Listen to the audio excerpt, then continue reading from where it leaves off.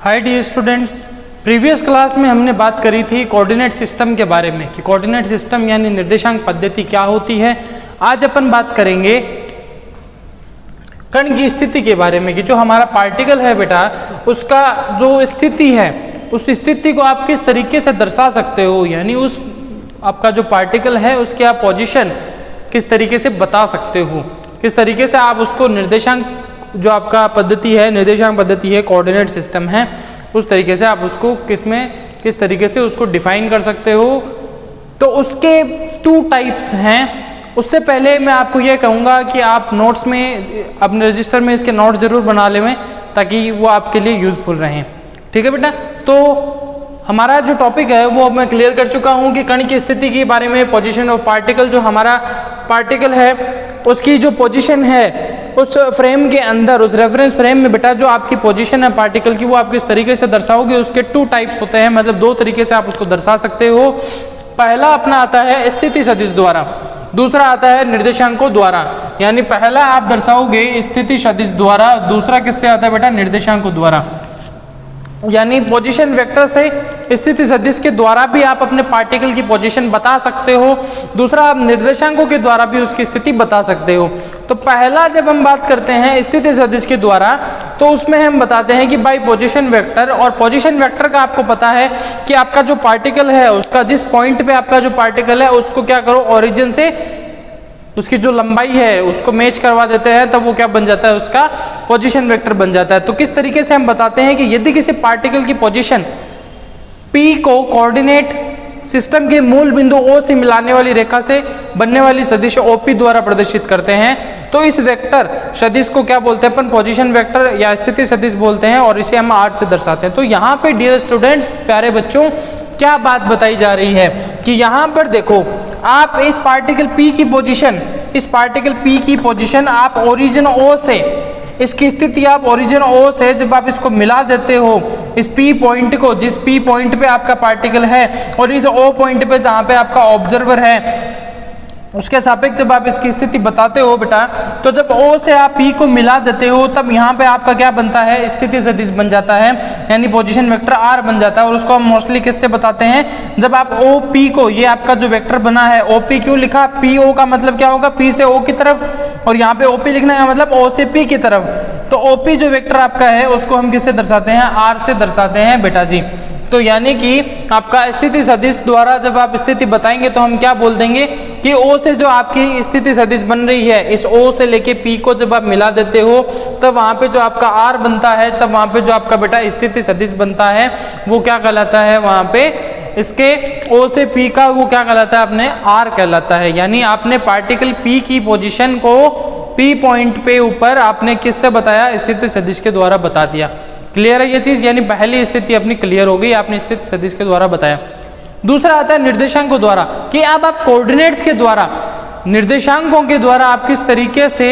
आप उस पार्टिकल की उस पॉइंट पे उसकी पोजीशन बता सकते हो। तो उसके लिए क्या है बेटा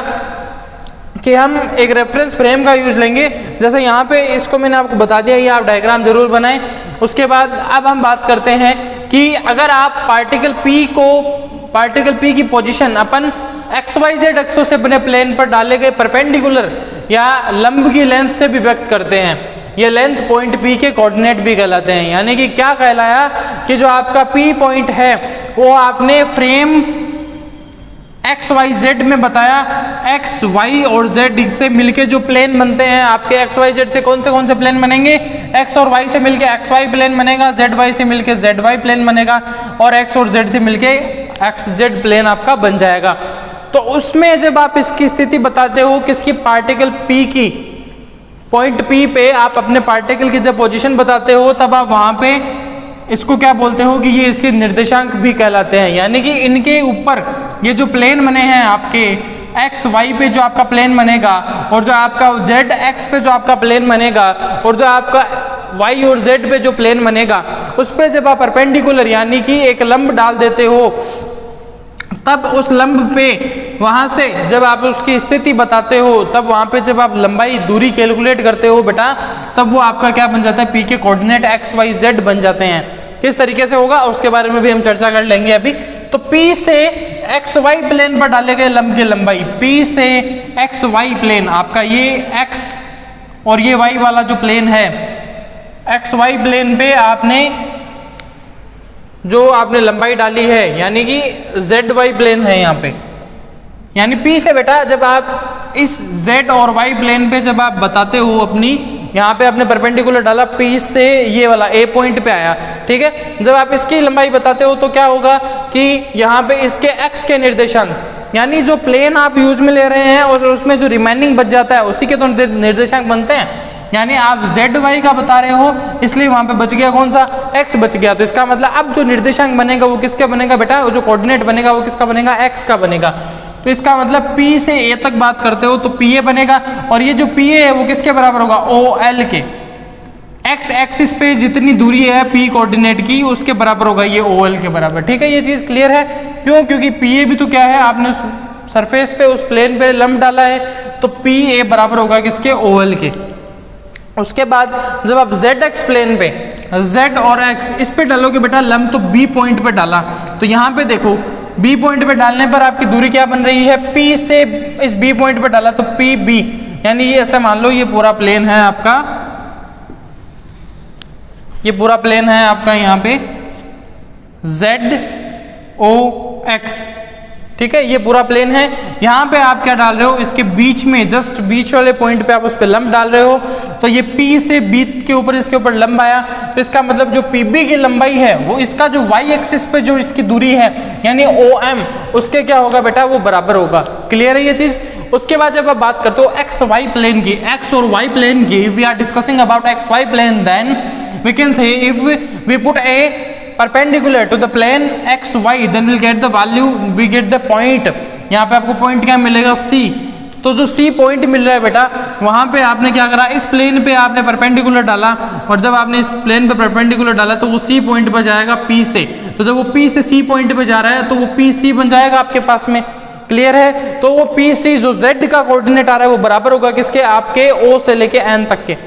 यानी इनकी डिस्टेंस तो OL X की होगी,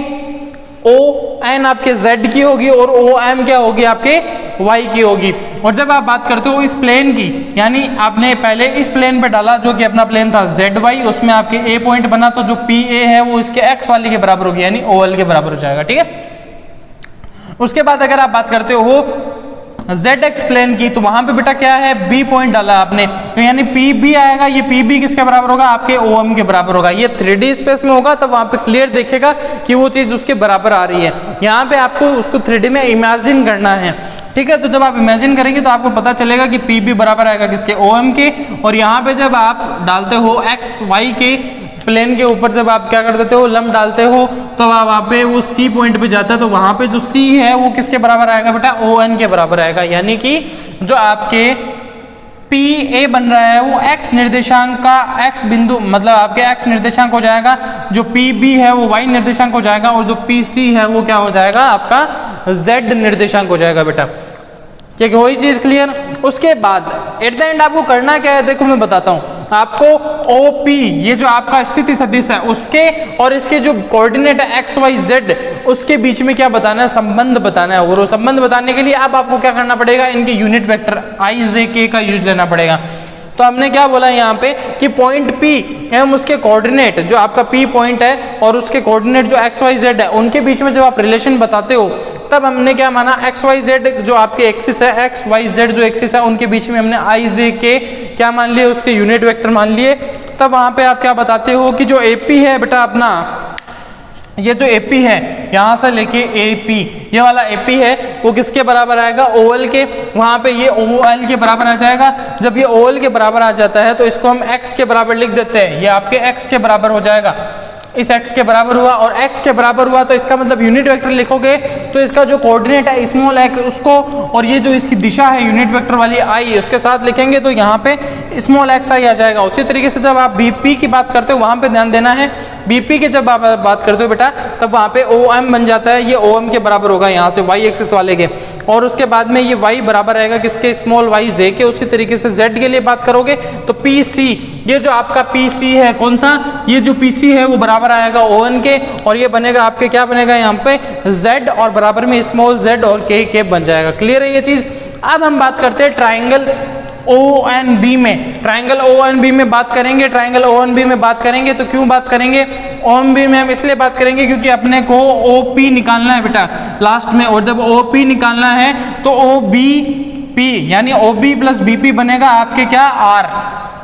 यानी जो आपका ओ बी है और जो बी पी है इनका एडिशन क्या बनेगा बेटा आपके पास में आर बनेगा। वेक्टर सब वेक्टर योग करते हो तो यानी ओ बी प्लस बीपी क्या बनेगा आर बनेगा। वो निकालने के लिए आपके पास ओ बी आना चाहिए, ओ बी निकालने के लिए आपको ओ एंड बी वेक्टर का उपयोग लेना पड़ेगा, ओ एंड बी आपके ट्राइंगल का उपयोग लेना पड़ेगा। जब आप बेटा ओ एंड बी ट्राइंगल का उपयोग लेते हैं, हम जब ओ एंड बी ट्राइंगल का यूज लेंगे तो हम बोलेंगे कि जो ओ बी है यानी ये दो कंटिन्यूस चल रहे हैं ओ एन और एन बी, इनके एडिशन के बराबर क्या आएगा, इनके जो अपोजिट वाला है ओ बी वो इसके क्या आ जाएगा बेटा अपोजिट आ जाएगा, और यानी उसके वो एडिशन के बराबर यानी ओ बी बराबर आएगा किसके O N plus N B के। क्लियर है ये चीज। उसके बाद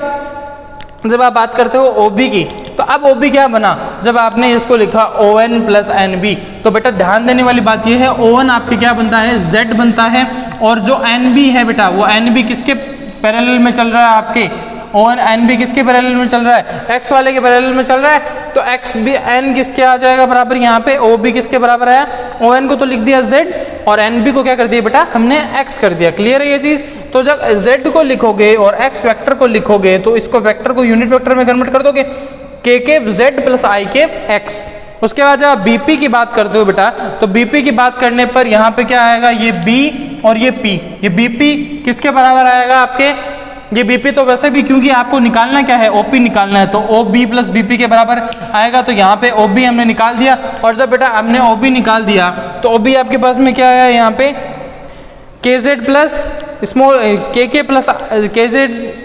के जेड प्लस आई केप एक्स आ गया। और तो बीपी क्या निकलेगा बेटा, बीपी यहाँ पे देखो ये बीपी किसके बराबर है आपके वाई वाले के बराबर है, इसका मतलब आपके ओ वाई के बराबर आ जाएगा। इसका मतलब ये क्या मिला आपको वाई वेक्टर बराबर small Y J cap. Clear है ये चीज। अब ट्रायंगल इसकी बात करो ओ पी पी की, जब आप triangle O B B P की बात करते हो बेटा, तब वहां पे जो ओ बी है वो बराबर आएगा किसके, OP बराबर आएगा किसके OB प्लस BP के, क्योंकि वो उसके अपोजिट वेक्टर है। तो जब आप सदिश योग की बात करते हो, वेक्टर एडिशन की बात करते हो, तो OP इक्वल क्या आ जाएगा आपके OB प्लस BP। OB और BP की दोनों की वैल्यू है तो वो पुट कर देंगे, इसमें रख देंगे, उसका मान OP बराबर क्या आ जाएगा बेटा, OB का मान जो हमने यहाँ निकाला है हमने KZ प्लस IX, और वहाँ पे लास्ट में आपके पास में BP की वैल्यू आ जाएगी जे के। अब इसको हम एक्स वाई जेड यानी आई जे के की फॉर्म में कंटिन्यू लिख देते हैं, तो आई एक्स प्लस जे वाई प्लस के जेड आपको मिल गया। यानी जो ओपी क्या था बेटा, सबसे इंपॉर्टेंट थिंग इज ओपी क्या है, यहाँ पे आर है आपका, आर सदिश है पोजीशन वेक्टर। तो ओरिजिन ओ से पी की दूरी यहाँ पे आप निकाल लेते हो, तो आपको आर क्या मिला, I cap X plus J cap Y plus K cap Z. अब आपको ओरिजिन ओ से पी की दूरी निकालनी है, तो आर कैसे निकलेगा, अगर आर वेक्टर है इसकी दूरी निकालनी है तो क्या करोगे, इसका स्क्वायर रूट कर दोगे, यानी कि यहाँ पे क्या आ जाएगा square root of X square plus Y square plus Z square, I J K वहाँ से हट जाएगा, और लास्ट में वो किसके बराबर आता है आपके ओपी के, जो ओपी वेक्टर के बराबर आएगा। यानी हमने करा क्या है इसमें, आज के टॉपिक में हमने क्या बात करी, हमने बात करी कि कण की स्थिति को आप दो तरीके से बता सकते हो बेटा जी, दो तरीके में, एक हम बात करते हैं उसकी स्थिति सदिश से, दूसरा हम बात करते हैं उसके निर्देशांकों से। पहला जब आप स्थिति सदिश से बात करते हो तो आप वहां पे बताते हो ओरिजिन से लेके पी तक की जो आपकी दूरी है उसको आप क्या बता देते हो, उसका स्थिति सदिश बता देते हो, यानी वहां पे आप आर की बात करते हैं। ठीक है, दूसरी हम बात करते हैं कोऑर्डिनेट्स की, निर्देशांकों के द्वारा जब आप उस चीज को दर्शाते हो, तो जब निर्देशांकों के द्वारा आप उसको बताते हो तो हम वहां पे बोल देते हैं कि उसके जो प्लेन है उन पे आप जो नॉर्मल या जो परपेंडिकुलर या जो लंब आप डालते हैं वहां पे वो उनके दूरी एक्स वाई जेड के बराबर होती है, और उसके coordinate small X Y small X small Y small Z के बराबर वो आता है। तो लास्ट में हम क्या करते हैं, उसके स्थिति सदिश और उसके जो आपके कोऑर्डिनेट हैं एक्स वाई जेड उनके बीच में संबंध बताते हैं। उसके लिए हम यूनिट वेक्टर आई जे के का यूज लेते हैं, उसका यूज लेने के बाद में हम वो लेंथ कैलकुलेट करते हैं, लास्ट में हम आर वेक्टर को निकाल लेते हैं हमारे दो ट्राइंगल का यूज लेके, और लास्ट में अपने को आर मिल जाता है, स्मॉल आर बराबर अपने को क्या मिल जाता है X square plus Y square plus Z square. Clear है ये चीज़। कल हम नेक्स्ट टॉपिक की बात करेंगे, तो आप इसके नोट जरूर बना लेना। मिलते हैं अगले वीडियो में फिजिक्स सीखने के लिए, तब तक के लिए बेटा keep learning keep growing. Thanks for watching this video, do like this video, share with your classmate, subscribe और YouTube channel and press the bell icon to get the notification of our YouTube channel's new videos. Thanks for watching this video. Tata, bye bye.